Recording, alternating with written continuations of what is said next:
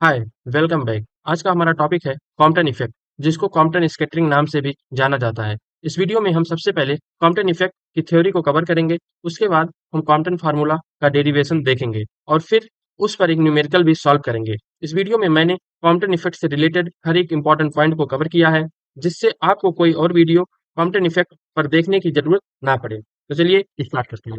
Compton effect का ही दूसरा नाम है कॉम्पटन स्कैटरिंग। इससे रिलेटेड कुछ पॉइंट्स आप अपनी स्क्रीन पे देख सकते हैं।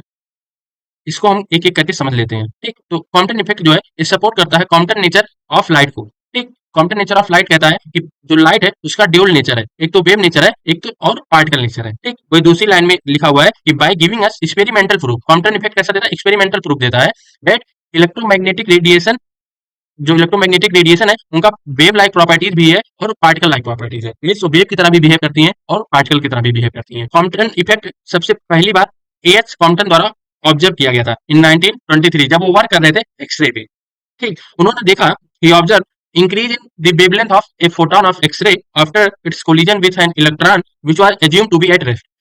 उन्होंने देखा कि जब एक इलेक्ट्रॉन जो कि रेस्ट पे है, जब इससे एक्सरे का फोटोन आके कोलिजन कर रहा है, तो जो फोटोन कोलाइड हुआ है, इसकी वेवलेंथ इंक्रीज कर जा रही है।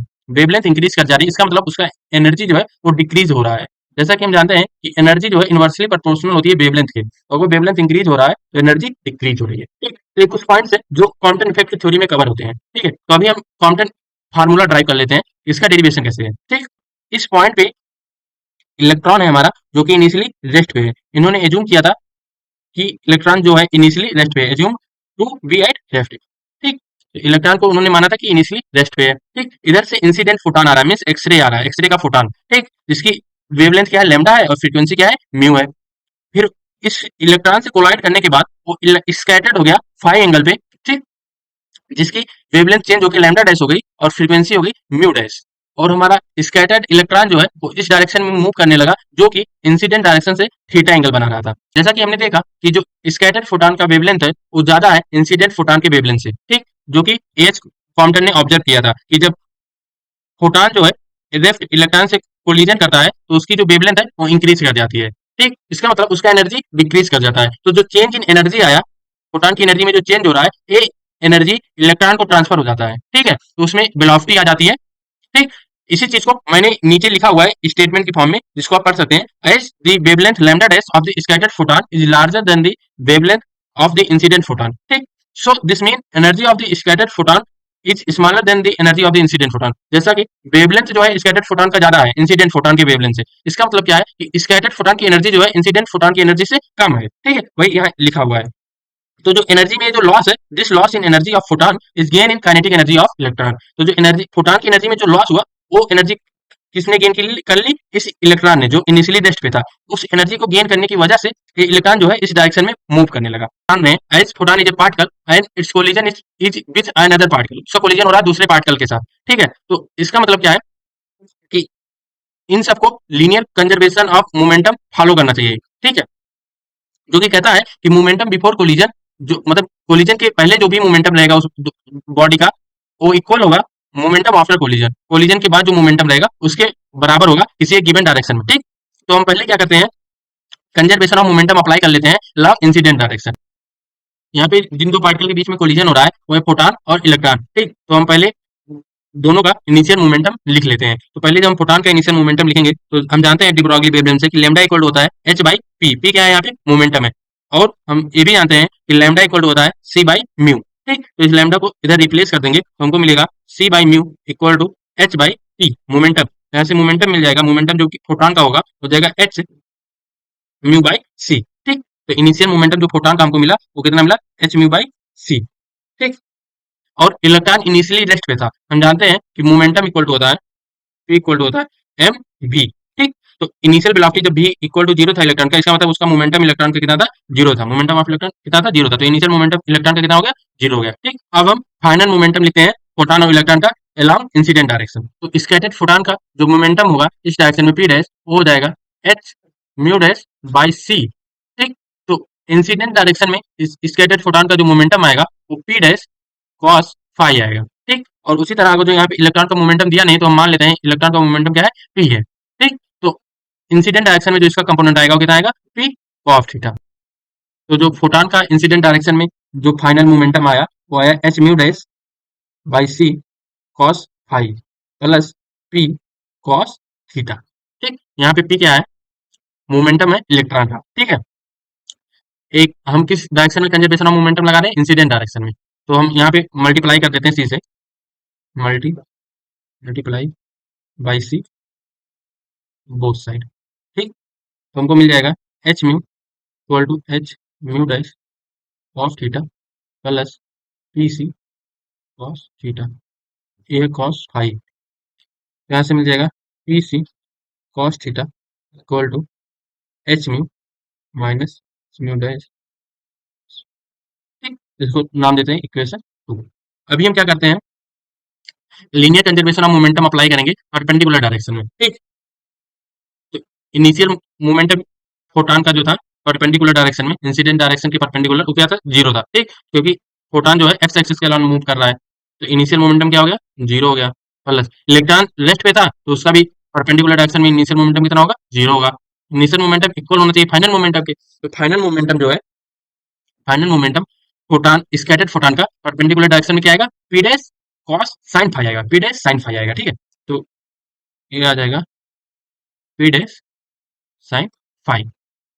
ठीक, स्कैटर्ड इलेक्ट्रॉन के मोमेंटम का कंपोनेंट परपेंडिकुलर डायरेक्शन क्या होगा, पी साइन थीटा। ठीक, क्या होगा, माइनस पी साइन थीटा। क्योंकि माइनस क्यों आ रहा है, क्योंकि ये स्कैटर्ड फोटान का जो परपेंडिकुलर कंपोनेंट आ रहा है उसके अपोजिट डायरेक्शन में। ठीक है, तो अगर इस डायरेक्शन को हम पॉजिटिव लेंगे तो इधर हमको निगेटिव लेना पड़ेगा। ठीक है, तो यहाँ से हमको मिल जाएगा कि P sine theta equal to P dash क्या था, पी डैश था H mu dash by C sine phi, जो कि हो जाएगा P C sine theta equal to H mu dash sine phi. ठीक है, ये हो गया हमारा क्वेश्चन नंबर। क्या करेंगे, इक्वेशन नंबर 2 का स्क्वायर करके और इक्वेशन नंबर 2 और इक्वेशन नंबर 3 का स्क्वायर करके उन सबको ऐड कर देंगे। ठीक, now square equation 2 and equation 3 and add, इन दोनों को क्या करेंगे, हम स्क्वायर करके ऐड कर देंगे। तो यहाँ से जब हम इक्वेशन नंबर 2 का स्क्वायर करेंगे, इक्वेशन नंबर 2 का, तो हमको मिलेगा, एक साइड मिलेगा पी सी कॉस थीटा का होल स्क्वायर। ठीक, और इधर मिलेगा H mu minus H mu dash cos five का होल स्क्वायर। ठीक, और इक्वेशन नंबर 3 को स्क्वायर करके इसमें ऐड करना, मतलब पी सी साइन थीटा का whole square plus H mu sine phi, H mu dash है, H mu dash sine phi का होल स्क्वायर।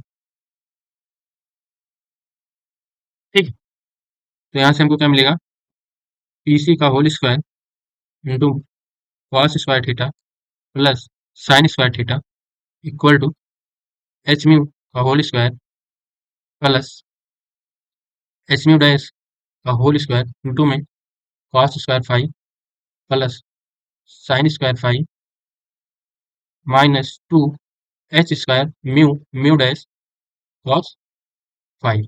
ठीक, तो जब हम सॉल्व करेंगे तो हमको मिलेगा पी सी का whole square equal to H mu का whole square plus H mu dash का whole square minus two H square mu mu dash cos phi. इसको कह देते हैं इक्वेशन नंबर है 4।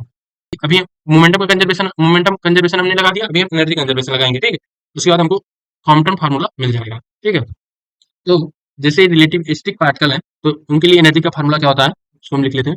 For relativistic particle, for relativistic particle एक energy का formula होता है काइनेटिक एनर्जी के टाइम में, kinetic energy plus rest mass energy, M not C square. M nought क्या है, मास ऑफ इलेक्ट्रॉन है। ठीक है, और वहीं पे एक और एनर्जी का फार्मूला होता है आल्सो, एनर्जी इक्वल टू होता है जो मोमेंटम के टाइम में होता है, under root M not square C square plus P C power 4 plus P square C square. ठीक, जब इन दोनों इक्वेशन को इक्वेट करेंगे तो हमको मिलेगा kinetic energy plus M not C square plus M not C square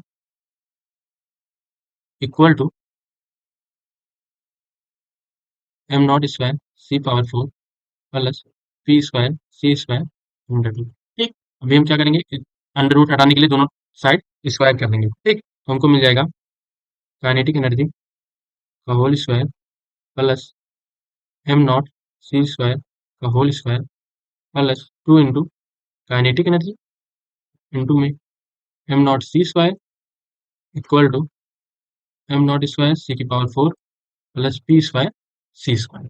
ठीक है, तो यहाँ से एम नॉट का स्क्वायर सी की पावर 4 इधर कैंसिल हो जाएगा। ठीक, इधर से तो ये दोनों कैंसिल हो जाएंगे और बचा हमको क्या मिलेगा, यहाँ से हमको मिलेगा P square C square equal to kinetic energy का होल स्क्वायर। काइनेटिक एनर्जी हम पीछे यहाँ देख चुके हैं कि काइनेटिक एनर्जी जो इलेक्ट्रॉन की होगी वो किसके बराबर होगी, H mu minus H mu dash के। ठीक, तो ये वैल्यू यहाँ पे पुट कर देते हैं, तो यहाँ पे हो जाएगा काइनेटिक एनर्जी के स्थान पे H mu minus H mu dash का होल स्क्वायर। ठीक, प्लस 2 इंटू काइनेटिक एनर्जी की वैल्यू क्या, H mu minus H mu dash into में am not C square.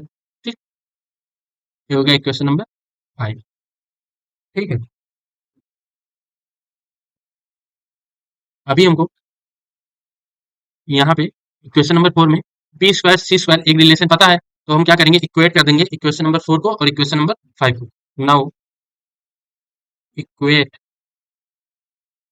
Equation 4 and 5। ठीक, यहाँ से हमको क्या मिल जाएगा, यहाँ से मिलेगा एच म्यू का whole square plus H mu dash का whole square minus 2 H square mu mu dash cos 5 equal to, दूसरा रिलेशन क्या था, H mu minus H mu dash का होल स्क्वायर मिल जाएगा H mu minus H mu dash का whole square plus 2 H mu minus H mu dash 2 H mu minus H mu dash into में am not C square. जब हम इस equation को solve करेंगे तो हमको जो वैल्यू मिलेगी हो जाएगी, लास्ट में जो हमको रिजल्ट मिलेगा H mu mu dash into 1 minus cos 5 equal to M not C square mu mu minus mu dash. ठीक, हमको वेवलेंथ में चेंज निकालना है। ठीक है, कि इनिशियल जो इंसिडेंट फोटॉन है उसका वेवलेंथ से स्कैटर्ड फोटॉन के वेवलेंथ में चेंज क्या आया। ठीक है, तो अभी हम क्या है, जो ये फ्रीक्वेंसी हमको फ्रीक्वेंसी मिली है उसको हम वेवलेंथ में चेंज कर लेते हैं। ठीक, हम जानते हैं कि फ्रीक्वेंसी इक्वल टू होती है स्पीड ऑफ लाइट अपन में lambda, mu equal to C by lambda. ठीक, यहाँ से हमको मिल जाएगा mu dash equal to C by lambda dash. ठीक, तो इस वैल्यू को हम इस इक्वेशन में पुट कर देंगे, तो जहाँ पे म्यू है वहाँ पे सी बाई लैम्डा पुट कर देंगे, तो हो जाएगा एच सी, यहाँ पे सी स्क्वायर आ जाएगा lambda lambda dash into 1 minus cos 5 equal to M not C square, और म्यू के स्थान पे लिख देंगे C by lambda minus C by lambda dash. तो यहाँ पे सी स्क्वायर से सी स्क्वायर दोनों तरफ कैंसिल हो जाएगा, तो हमको मिलेगा क्या, H upon lambda lambda dash 1 minus cos 5 equal to M nought, यहाँ से सी कॉमन भी आ रहा है तो एक सी और आ जाएगा, 1 में लैम्डा लैम्डा डैश तुम लैम्डा डैश माइनस लैम्डा, यहाँ पे हम एलसीएम ले लिए। ठीक है, यहाँ से लैम्डा लैम्डा डैश दोनों साइड है तो ये कट जाएगा। ठीक, हमको क्या मिलेगा, m not c lambda dash minus lambda equal to क्या है, एच 1 माइनस कॉस 5। ठीक, यहाँ से lambda dash minus lambda equal to हो गया h upon m am not C 1 minus cos 5। ठीक, और यहीं पे हम lambda lambda dash minus lambda को ही लिखते हैं delta lambda, means change in wavelength, जो कि इक्वल हो जाएगा h upon m not C 1 minus cos 5। ठीक, लिख लेते हैं यहाँ पे एच जो है, एच है प्लैंक प्लैंक कांस्टेंट। ठीक है, एम नॉट है मास ऑफ इलेक्ट्रॉन, सी है स्पीड ऑफ लाइट। ठीक, तीनों कांस्टेंट वैल्यू है, तीनों कैसी है, कांस्टेंट वैल्यू है, तो एच अपान एम नॉट सी भी जो होगा ये भी एक कांस्टेंट होगा, जिसकी वैल्यू होती है 0.0242 एंगस्ट्रॉम। ठीक, तो इसको डिनोट हम कर देते हैं लैम्डा लैम्डा नॉट से। ठीक है, इसको डिनोट कर देते हैं लैम्डा नॉट से, तो हमको डेल्टा लैम्डा जो मिल जाएगा वो मिल जाएगा लैम्डा नॉट इंटू में 1 माइनस प्लस 5। ठीक, 5 क्या है, 5 है स्कैटर्ड स्कैटर्ड एंगल। ठीक, लैम्डा क्या है? Wavelength, wavelength of incident photon. और लैम्डा, और लैम्डा डैश है, लैम्डा डैश है wavelength, wavelength of scattered, scattered photon. ठीक है, तो हमको जो रिजल्ट याद करना है वो ये है कि डेल्टा लैम्डा इक्वल टू होता है लैम्डा नॉट 1 - कॉस फाइव। ठीक, और यहाँ पे डेल्टा लैम्डा क्या था? डेल्टा लैम्डा इक्वल टू था लैम्डा डैश माइनस लैम्डा। ठीक, तो जो फाइनल वेवलेंथ होगी स्कैटर्ड फोटॉन की वो क्या हो जाएगी? Lambda plus lambda dash 1 - cos phi. ठीक है, ये हमको याद होना चाहिए। और लैम्डा नॉट जो है एक कांस्टेंट है जो कि इक्वल है एच अपान एम नॉट सी के, जिसकी वैल्यू होती है 0.0242 एंगस्ट्रॉम। ठीक, जिसको हम कहते हैं लैम्डा नॉट को ही कहा जाता है Compton, Compton wavelength, Compton wavelength. और मैक्सिमम चेंज इन वेवलेंथ कितना हो सकता है? Max, max change in wave, जो वेवलेंथ में मैक्सिमम चेंज आ सकता है मीन डेल्टा लैम्डा की जो मैक्सिमम वैल्यू होती है हो सकती है वो कितनी हो सकती है? लैम्डा नॉट तो कांस्टेंट है तो मैक्सिमम वैल्यू यही देगा। ठीक, अगर फाइव इक्वल टू क्या है? 180 डिग्री है, इसका मतलब कॉस 180 की वैल्यू कितनी होती है? -1। तो हमको जो यहाँ से फैक्टर मिलेगा वो कितना मिल जाएगा? -2 मिल जाएगा। ठीक, तो डेल्टा लैम्डा की मैक्सिमम वैल्यू जो हो सकती है वो कितनी हो सकती है? 2 लैम्डा नॉट। लैम्डा नॉट एक कांस्टेंट है, इसकी वैल्यू कितनी है? ठीक, यहाँ दिया गया है। ठीक, यहाँ पे जो अलग-अलग टर्म यूज़ हुए हैं, उनको मैंने बता दिया कि क्या है। ठीक, एच फ्लाइंग कांस्टेंट है, am not mass of electron है, सी स्पीड ऑफ लाइट है। ठीक, फाई क्या है? स्कैटर्ड एंगल है। टॉपिक पे एक न्यूमेरिकल भी सॉल्व कर लेते हैं। ठीक, कि न्यूमेरिकल इस टॉपिक पे कैसे आते हैं उसको देख लेते हैं। ठीक है, तो ये हमारा पहला क्वेश्चन है, इसमें हम देखते हैं कि हमको क्या करना है। क्वेश्चन कह रहा है कि photon of wavelength 4 angstrom strike an electron at rest scattered at angle of 120 degree to its original direction. Find the wavelength, हमको वेवलेंथ निकालना है और एनर्जी निकालना है photon after collision means scattered photon का हमको वेवलेंथ निकालना है और एनर्जी निकालनी है। ठीक, तो हमको गिवन है, गिवन क्या क्या पहले इसको लिख लेते हैं। ठीक है, गिवन है हमको लैम्डा मींस इंसिडेंट फोटॉन की वेवलेंथ गिवन है जो कि है 4 एंगस्ट्रॉम। ठीक, हमको स्कैटर्ड एंगल दिया 5 जो कि 120 डिग्री। हमको निकालना है लैम्डा डैश तो इसकी एनर्जी। ठीक, स्टैटिक फोटॉन की एनर्जी कितनी होगी? ठीक, तो हमको कॉम्पटन फार्मूले से क्या पता है कि डेल्टा लैम्डा इक्वल टू होता है लैम्डा नॉट 1 - cos 5। ठीक, लैम्डा डैश इक्वल टू यहाँ से हो जाता है lambda plus lambda naught 1 - cos 5। क्योंकि हम जानते हैं कि डेल्टा लैम्डा क्या है, हमने पीछे देखा डेल्टा लैम्डा होता है चेंज इन वेवलेंथ जो कि है लैम्डा डैश माइनस लैम्डा। ठीक, तो यहाँ पे हम वैल्यू पुट कर देते हैं जो जो ये लैम्डा नॉट कांस्टेंट है, लैम्डा नॉट कांस्टेंट इसकी वैल्यू होती है 0.0242 एंगस्ट्रॉम। ठीक, तो यहाँ पे हम जब वैल्यू पुट कर देंगे तो क्या मिलेगा? 4 angstrom plus 0.0242 angstrom into 1 - cos 120 degree. cos 120 की वैल्यू होता है प्लस 1/2 माइनस cos 120 डिग्री की जो वैल्यू होती है -1/2। ठीक, तो ये माइनस माइनस प्लस हो जाएगा तो प्लस 1/2। ठीक, तो ये जो वैल्यू आएगा ये आएगा 4 प्लस ये हो जाएगा 3/2 तो 2 से डिवाइड कर देंगे हो जाएगा 0.0121 इंटू 3 हो जाएगा 4 प्लस 0.0363 एंगस्ट्रॉम। ठीक, तो हो जाएगा 4.0363 एंगस्ट्रॉम। ठीक, हमको लैम्डा डैश की वैल्यू आ गई, वैल्यू मिल गई। ठीक, मीन्स जो स्कैटर्ड फोटॉन का वेवलेंथ हमको पता चल गया। तो यहाँ से हमको एनर्जी निकालनी है जिसकी वेवलेंथ कितनी है? लैम्डा डैश है, तो हमको एनर्जी हो जाएगा स्कैटर्ड फोटॉन की h c by lambda dash. H क्या है? प्लैंक कांस्टेंट है जिसकी वैल्यू कितनी होती है? 6.626 इंटू 10⁻34 जूल सेकेंड। और सी स्पीड ऑफ लाइट है, इसकी वैल्यू होती है 3 इंटू 10⁻8 मीटर पर सेकेंड।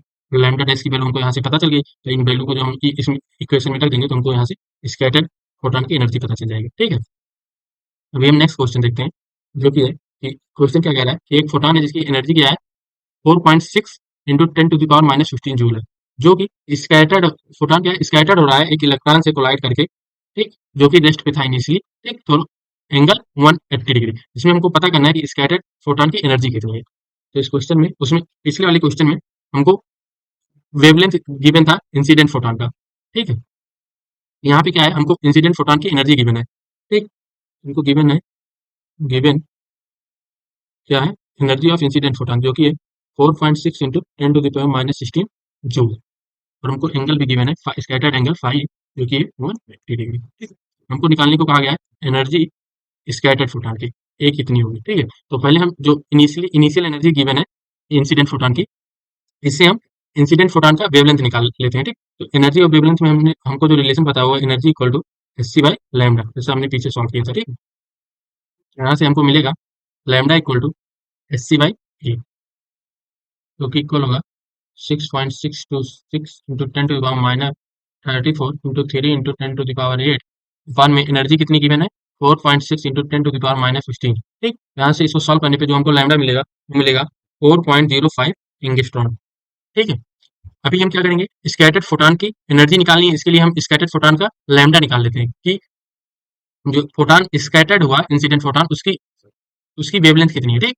तो हमको लैम्डा डैश रिलेशन जो पता है कॉम्पटन फार्मूले से, वो क्या मिला था, lambda dash equal to lambda plus lambda naught 1 minus cos phi, ठीक। यहाँ पे फाई 180 डिग्री की मैंने, तो कॉस 180 की वैल्यू कितनी होती है, -1, ठीक। यहाँ से हमको क्या मिल जाएगा, lambda dash equal to lambda plus lambda naught, जब हम -1 रखेंगे तो माइनस माइनस प्लस हो जाएगा, तो 1 + 1 2 हो जाएगा, तो 2 लैम्डा नॉट, ठीक है। अभी यहाँ पे हम वैल्यू पुट कर देते हैं, वैल्यूज, ठीक है। वैल्यू जब पुट करेंगे तो हमको क्या मिलेगा, 4.06 प्लस 2 इंटू में क्या करेंगे, लैम्डा नॉट कांस्टेंट है, इसकी वैल्यू कितनी होती है, 0.0242 एंगस्ट्रॉम, ठीक। यहाँ से मिलेगा 4.085 है, 4.05 मतलब 0.0482, ठीक, एंगस्ट्रॉम। यहाँ से हमको मिल जाएगा 2 5 13 हो जाएगा, आ जाएगा 3 1 5.4, ठीक। तो हमको फाइनल स्कैटर्ड फोटॉन का वेवलेंथ कितना मिल गया, लेकिन हमसे पूछा तो एनर्जी है, तो हम जानते हैं इक्वल टू क्या होता है, एस सी वाई, इसके लिए लैम्डा डैश, तो लैम्डा डैश वेवलेंथ आ जाएगा। तो यहाँ पे फिर से हम वैल्यू पुट कर देंगे और हमको एनर्जी मिल जाएगी कि स्कैटर्ड फोटॉन की एनर्जी कितनी है।